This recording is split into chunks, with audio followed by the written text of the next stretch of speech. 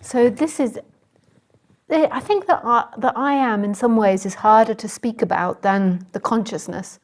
The consciousness part you can kind of, point to and talk about who is experiencing, who knows that, who's recognizing that.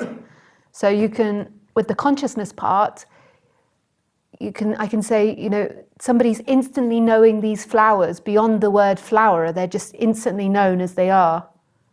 In this moment, you're instantly knowing the sound of my voice. You're instantly knowing the background. It's just appearing. And you put no effort into that. You don't have to switch your mind on and say, okay, let's make a wall appear here or the flowers appear. I want to be conscious of flowers. It just is happening. It's your birthright. And that's easier to talk about than the I am, I think.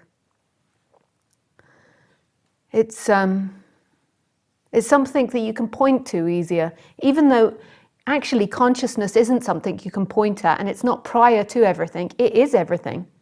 Consciousness is all things. Your consciousness doesn't appear behind your head and look through your eyes and see the room. The consciousness is in all things. It's just giving the appearance as if you're seeing it. You're conscious of it. But actually the consciousness arises in the objects that you see. And this is where the I am part comes in, because some people say that consciousness is prior to the I am, but in order for there to be consciousness, there needs to be things. There needs to be life happening. Because when there's no consciousness, when there's no things and no consciousness, so you can't have things without consciousness, and you can't have consciousness without things. When that's not happening, there is absolutely nothing happening, non-existence happening. And non-existence never happens. So you can't have non-existence. Has anyone ever managed to experience non-existence? Or have non-existence? Or put it in a bag?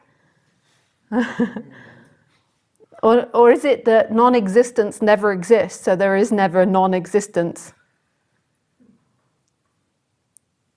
That's a very complicated idea and very, very hard to teach. If you find that you begin to get confused, just forget about it. Don't put any effort into trying to understand it. It doesn't really matter.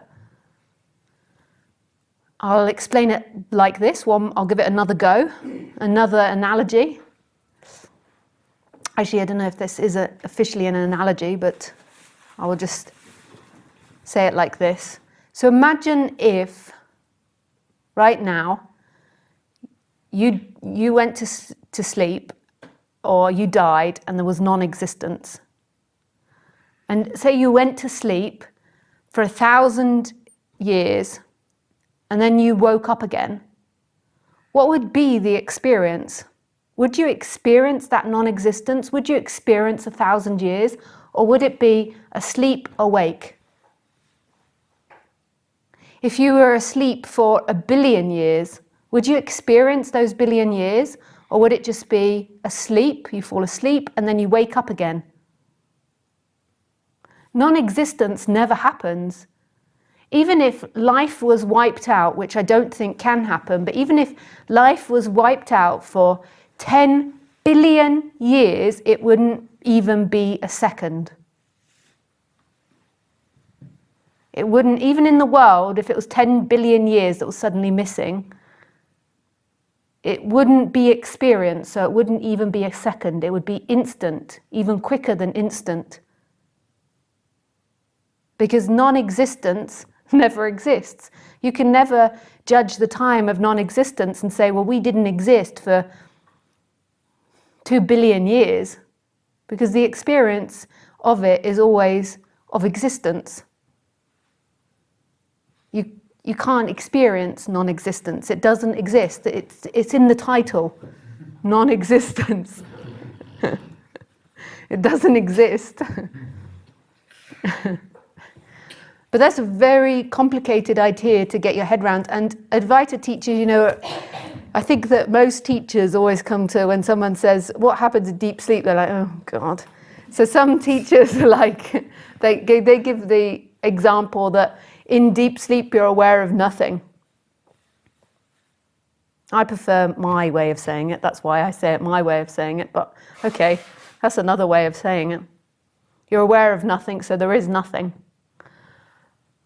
Whereas I feel that consciousness and life exist together. And I don't think that in deep sleep, really, you're conscious of nothing. I think that deep sleep doesn't exist. So my way of teaching it, even though there is no right way of teaching it, and ultimately on the mental level, it doesn't really matter understanding it. As soon as you drop into the moment, you know everything. But if I am going to explain it on the intellectual level, then I would say that that consciousness and existence go hand in hand, because existence is consciousness. All things are conscious. And with the absence of things, there's the absence of consciousness. So then you get another school of thought that say the absolute is nothing, not a thing, but which is nice. It's kind of sweet, nothing and everything, but still nothing doesn't exist. So that's an impossibility to think about as well. So consciousness arises with things, with appearances. It's inherent in all appearances. So we think on a human level, because we tend to like to make everything about ourselves, that we're conscious inside this body, experiencing objects, whereas actually there is consciousness in that object, but the way that life is experienced is as if it's looking from an angle. Like if you imagine a dream at night, so at night you fall asleep. I had some funky dreams last night. I don't know if other people did. I don't know if that's a full moon thing, but there were some funky dreams. I dreamt this very famous teacher. This is a very bizarre dream. I dreamt this very famous teacher. I met him and he was a vegetarian, and he said he stuck to his vegetarianism, but that he did eat meat on occasions, and what he ate was boobs, like breasts of women. So women that were like, going to have their breasts removed for cancer or something, like, because you know how some women have their breasts, that he would eat those. And he thought that was very ethical, and it was like a way of luffing the boobs. And I was like, he would eat the leftover boob. That was a very interesting dream. A very famous teacher as well. So imagine your dream at night, whatever you dreamed last night. Maybe your dreams were more normal, of horses and ponies and dolphins. So your dream last night, when you dream at nighttime, what happens is you don't experience the dream as looking from everywhere in the dream. Like, we don't know how that would look like if you dreamt at night and you dreamt as if you were experiencing the whole entire dream in 3D or 5D or 10D or whatever it is. We dream at night as if we're looking through a body. And normally it's this body we dream, we're this body, but sometimes we dream we're another body. But we often dream as if we're looking through this body. And as we walk through the dream, it's as if we're experiencing objects as that dream character. So we walk through the dream, and when we open a door handle, it's as if we grab a door handle and we open the door handle and we open it and we walk through the door. And it's as if we are this body in our dream at night, this dream body. And that's how we dream at night. It's unlikely that you're going to dream from the perspective of the moon, or the perspective of the door, or the perspective of the ground, or the perspective of everything. I don't even know what that would look like if you dreamt from the perspective of everything. but you dream normally looking through a body. But where is your consciousness of that dream? So as you, as the dreamer, as you in the bed, you are making up that dream and conscious of it, and you're looking through that person at the dream, but all of it is made of your consciousness. All of it is happening in your personal or big consciousness, whichever one. It's not that only that character is conscious and it's conscious of a separate world. It's conscious of a world that it's in relationship with, that came from somebody else's dream. It's actually all your dream and all peering in your consciousness, and all of it's made up of your consciousness. And then you're experiencing through that dream body. But it's all made up of the same. It's all happening in your dream. You're not getting that dream from somebody else. You're not that character in that dream and then having somebody else's dream that you walk into. It's your dream. So your consciousness is actually everywhere.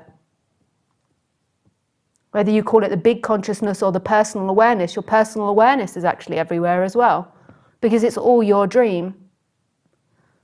So then if you take that dream back to this moment now, that's the same happening here. It's as if we're looking through these bodies, but actually the consciousness, the big consciousness, is everywhere in all things. You're not in relationship to something different from you. It's just a perspective. If in your dream at night you began to think, I'm in this body, this is my body, this is a really scary world I'm in relationship to, that doesn't mean that you're in relationship to something other than you as the big dreamer. It's just to that personal character in the dream, it feels that way. So right now, consciousness isn't removed from all the things. This is consciousness's dream, and everything is conscious. Just like in your dream at night, everything is your dream. Everything is made up of your consciousness at night.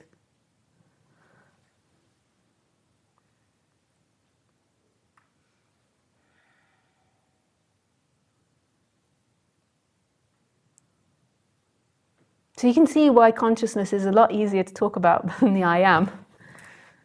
It might not be easier to understand, but I don't know how that's heard.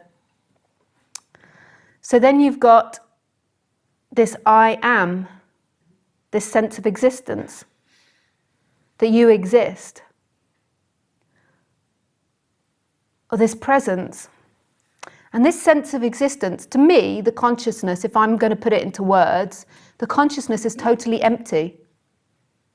It's like this empty looking, this expansive, vast,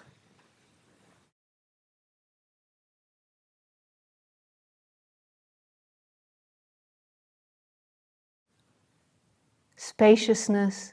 I didn't know you could carry on. Emptiness. It's empty. Nothing can touch it. It can hold on to nothing. It's just empty. And it's looking, it's aware. The I am to me, though, is love. It's the sense of existence that you are. And these two come together, actually. They're, to me, like the yin and yang side. They're together, the opposites that are together. They never can be separated. And this I am is so personal in a way, but not personal. It's so intimate. Like, it's so close to you. It's your sense of being, that you're alive right now, that you are.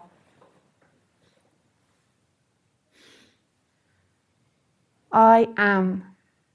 Not you're a name, you're a race, you're a nationality, you're your history, but the you are. I am.